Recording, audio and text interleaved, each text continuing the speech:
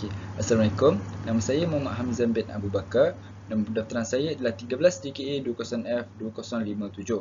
So hari ini saya dan kumpulan saya ingin membentangkan tentang kajian case study water supply. So yang pertama adalah introduction. Distribution system. Fungsi asas sistem pengagihan air untuk mengangkut air dari kemudahan rawatan kepada pelanggan. Sebagai contoh, sistem pengedaran juga boleh menyediakan storage seperti menyediakan aliran dan tekanan yang mencukupi untuk perlindungan. Contohnya berlaku kebakaran. So yang kedua adalah sewage system. So sistem pembentungan direka untuk mengumpul air sisa atau kumbahan busuk yang dihasilkan dari kawasan kediaman, perindustrian dan komersial melalui paip pembentungan dan seterusnya, melepaskan ke loji rawatan atau kemudahan untuk melepaskan kumbahan ke badan air semula jadi dalam keadaan yang kualiti sesuai. So seterusnya adalah water treatment. Rawatan air kumbahan adalah proses yang digunakan untuk membuang bahan cemar dari air sisa dan mengubah menjadi effluent yang boleh dikembalikan kepada kitaran air. So effluent ia mewujudkan kesan yang boleh diterima terhadap alam sekitar atau digunakan semula untuk pelbagai tujuan. So proses rawatan berlaku di loji rawatan air sisa. Terdapat beberapa jenis air kumbahan yang dirawat di loji rawatan air sisa yang sesuai. Okay, so seterusnya adalah location of study area. Okay, so lokasi kawasan kajian yang kami jalankan ni di Kampung Serdang Dungun, Terengganu. So ia mempunyai keluasan sebesar 107.64 hektar. So kawasan ini terletak di luar Dungun, Terengganu. So jenis penempatan adalah residen dengan rumah jenis baris. So kawasan ini terdiri daripada 7 baris iaitu 15 unit rumah dengan anggaran penghuni seramai 5 orang di setiap rumah. So jumlah penduduk bagi kawasan ini adalah 525 orang. Okay, seterusnya adalah distribution component system at study location, iaitu komponen yang terdapat di lokasi kajian kami adalah paip penghantaran, paip pengedaran, paip air, meter, pam dan tangki simpanan. Okay, seterusnya adalah sketching of distribution system and selection of justification. So gambar darjah adalah sistem besi grid. Okay, so yang pertama adalah air dari saluran utama memasuki dahan-dahan di semua persimpangan di kedua-dua arah ke dalam saluran kecil dengan diameter yang sama. Yang kedua, tekanan pada mana-mana titik adalah seimbang kerana rangkaian paip yang saling bersambung. So untuk kelebihan sistem besi grid ini, yang pertama adalah dalam kes perbaikan, bahagian pengedaran yang sangat kecil akan dilaksanakan. Yang kedua, setiap titik menerima bekalan dari arah dan dengan tekanan yang lebih tinggi. Yang ketiga adalah air tambahan dari cabangan lain disediakan untuk memadam kebakaran. So yang akhir sekali adalah peredaran air percuma tidak bertanggungjawab terhadap pencemaran akibat genangan. So untuk keburukan sistem besi grid ini, ianya lebih panjang kawasan paip daripada bilangan injap diperlukan peningkatan kos pembinaan. So ianya lebih mahal lah. So yang kedua adalah pengiraan saiz paip dan tekanan kerja di pelbagai titik dalam sistem pengedaran adalah susah payah, rumit dan sukar. Assalamualaikum warahmatullahi wabarakatuh. Nama saya Khairul Ikhwan bin Roni Baihaqi. Nombor pendaftaran 13 TKA 20F 2031. Hari ini saya ingin membentangkan langkaran kaedah agihan dan pemulihan justifikasi. Ia adalah gabungan sistem graviti dan sistem pam. Dalam sistem ini, air selepas rawatan dipam dan disimpan di dalam tangkungan perkhidmatan tinggi ESA mengikut waktu bekalan menyimpan bekalan air kepada orang ramai dengan graviti. Contoh kelebihannya ialah yang pertama, sistem ini ekonomik, cekat dan boleh dipercayai dan diguna pakai secara vertikal di mana-mana sahaja. Seterusnya, mengepam pada kadar malah meningkat kecekapan. Seterusnya, menyediakan kas tidak diperlukan. Seterusnya, permintaan kebakaran dipenuhi dengan cekap. Yang terakhir, air boleh didapati walaupun semasa kegagalan pam dan kuasa. Baik, seterusnya, ini lokasi kampung Setan Dungun. Ini adalah langkaran kumpulan kami buat dari tangki akan masuk pam untuk tekanan yang lebih untuk disalurkan kepada rumah-rumah.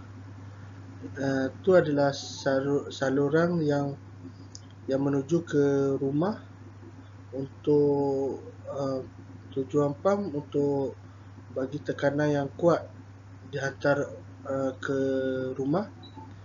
Lepas tu survivor tu yang untuk simpan tangki tanggungan. Sekian dari saya. Baik, seterusnya lokasi yang kumpulan kami pilih ialah Kampung Sedang Dungun. Daripada tangki supplier, aliran graviti ke pusat rawatan. Lepas tu aliran graviti ke tangki. Lepas tu aliran ke perumahan yang dari pembekalan di tangki ke perumahan-perumahan. Baik, seterusnya komponen sistem pembentukan. Yang pertama, paip air. Yang kedua, talian pembentukan dari rumah ke tangki septik. Yang ketiga, tangki septik. Yang keempat, paip pembentukan alur keluar tangki septik. Yang terakhir, unit rawatan tanah akhir yang mungkin merupakan unit serapan tanah atau lagun. Sekian dari saya. Terima kasih.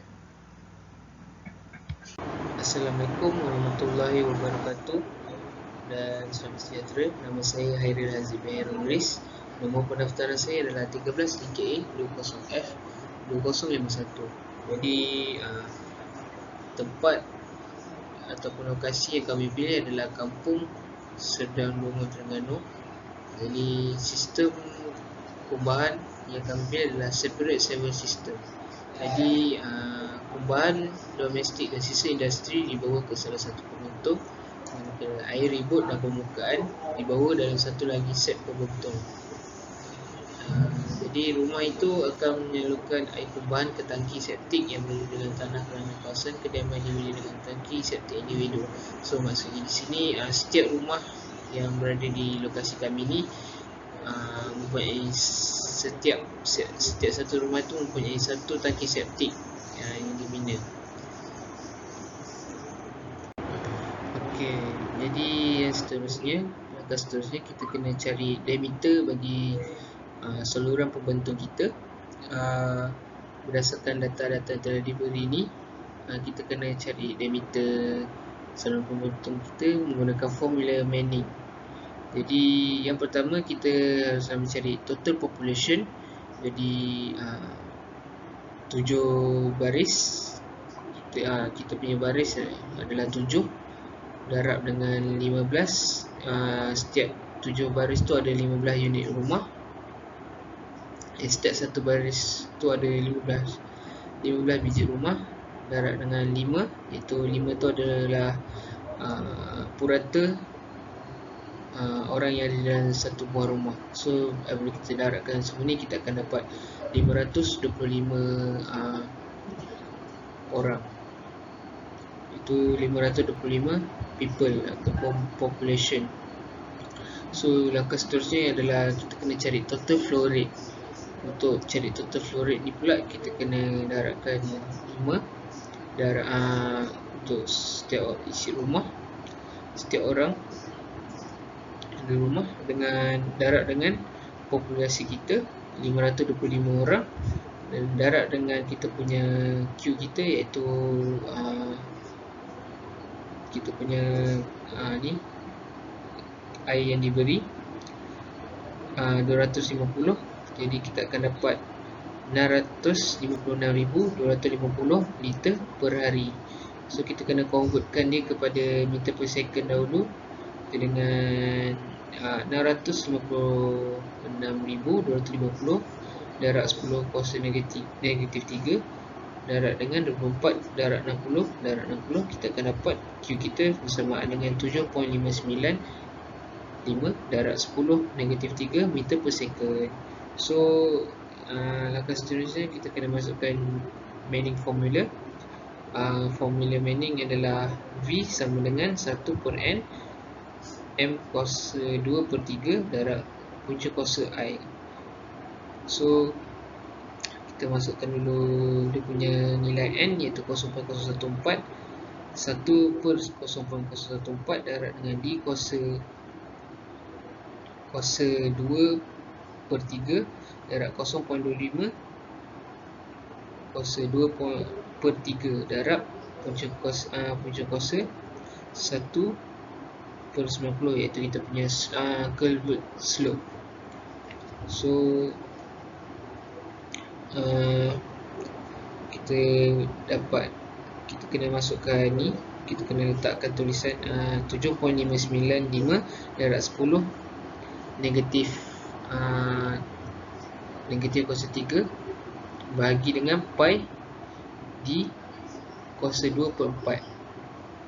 So bila kita dah susun semuanya, kita masukkan nilai 0.014 darab dengan 7.595 darab 10 negatif kuasa 3 bahagi dengan 0.25 kuasa 2 per 3 darab punca kuasa 1 per 90 darab pi. So apabila kita tekan kalkulator, kita akan dapat 8.873 darab 10 kuasa negatif 5. So bila mana kita ubah dia punya kedudukan, kita akan dapat 0.0302 meter. So langkah seterusnya kita kena cari velocity untuk ni pipe kita pula, aliran pipe kita, iaitu formula Q sama dengan Q per A. Jadi 7.595 darab 10 negatif kuasa 3 bahagi dengan pi 0.0302 kuasa 2 per 4, kita akan dapat 0.663 meter per second. Jadi since V lebih daripada 0.45 iaitu V kita adalah 0.663, jadi hal laju untuk kiraan ini adalah diterima. Okay, summarize process of sewerage treatment ni adalah step pertama kita kena buat screening and pumping.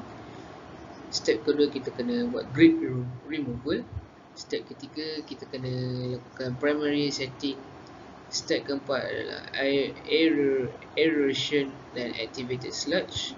Step kelima adalah secondary setting. Step 6 adalah filtration ataupun penapisan. Step 7 adalah disinfection. Lepas tu dan step ke-8 adalah oxygen uptake. Sekian, itu saja pematangan daripada saya. Terima kasih.